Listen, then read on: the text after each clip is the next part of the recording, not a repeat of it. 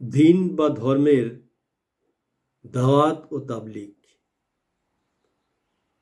মহান আল্লাহ পবিত্র কোরআনুল কারিমে বলেন, আমার ইবাদত করার জন্যই আমি মানুষ ও জিন জাতিকে সৃষ্টি করেছি। সূরা আজ-জারিয়াত আয়াত ৫৬। মহান আল্লাহ বলেন, অতঃপর যদি তারা এই মর্যাদাপূর্ণ বাণীর উপর ঈমান না আনে, তাহলে আপনি তাদের জন্য দুঃখে আত্মা বিনাশ করে ফেলবেন। সূরা আল কাহাফ আয়াত ৬।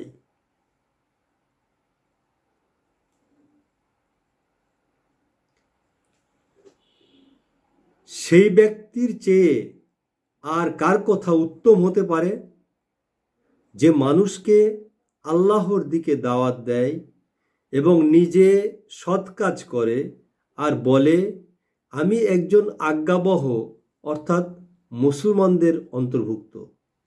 সূরা হামিম সিজদা ৩৩ নম্বর আয়াত।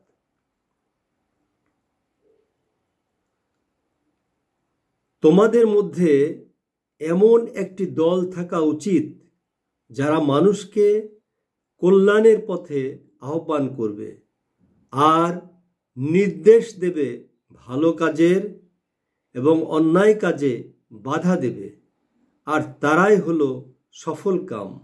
সূরা আল ইমরান ১০৪ নম্বর আয়াত।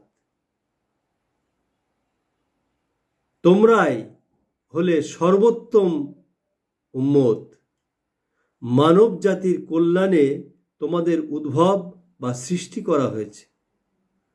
তোমরা মানুষদের সৎ কাজের আদেশ করবে এবং অন্যায়মূলক কাজ থেকে বাধা প্রদান করবে এবং মহান আল্লাহর উপর ঈমান আনবে। সূরা আল ইমরান ১১০ আয়াত।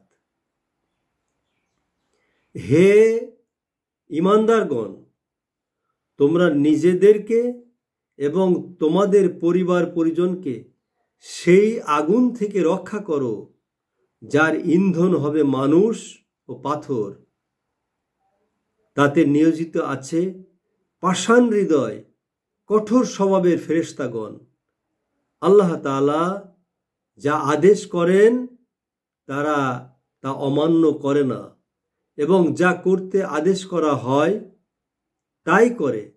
সূরা আত-তাহরিম আয়াত ৬। আর তোমরা এমন ফাসাদ থেকে বেঁচে থাকো যা বিশেষত শুধু তাদের উপর পতিত হবে না যারা তোমাদের মধ্যে জালেম, এবং জেনে রেখো যে আল্লাহর আযাব অত্যন্ত কঠোর। সূরা আনফাল ২৫ নম্বর আয়াত। রাসূলুল্লাহ সাল্লাল্লাহু আলাইহি সাল্লাম বলেন, আমার একটি বাণী হলেও তোমরা অন্যের কাছে পৌঁছে দাও। সহিহ বুখারী ৩৪৬১ নম্বর হাদিস। বিদায় হজের ভাষণে রাসূল করিম সাল্লাল্লাহু আলাইহি সাল্লাম বলেন, হে লোক সকল, তোমরা যারা উপস্থিত আছো তাদের দায়িত্ব হচ্ছে অনুপস্থিতদের কাছে এ বাণী পৌঁছে দেওয়া। সহিহ বুখারী ৪৪০৬।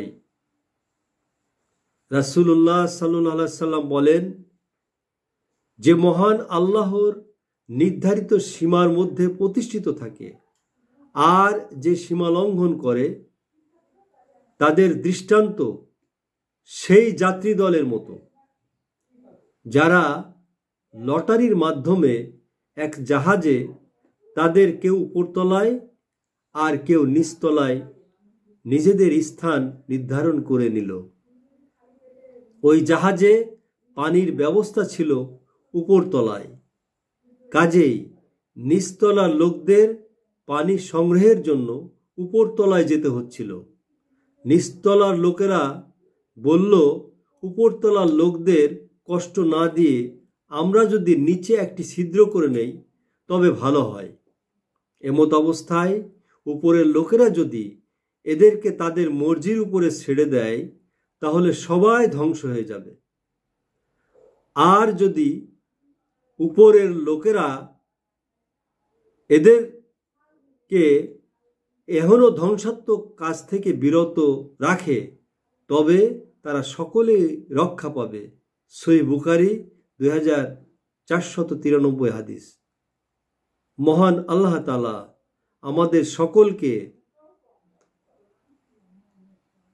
এ সকল বিষয়ে সহি বুঝ দান করুন।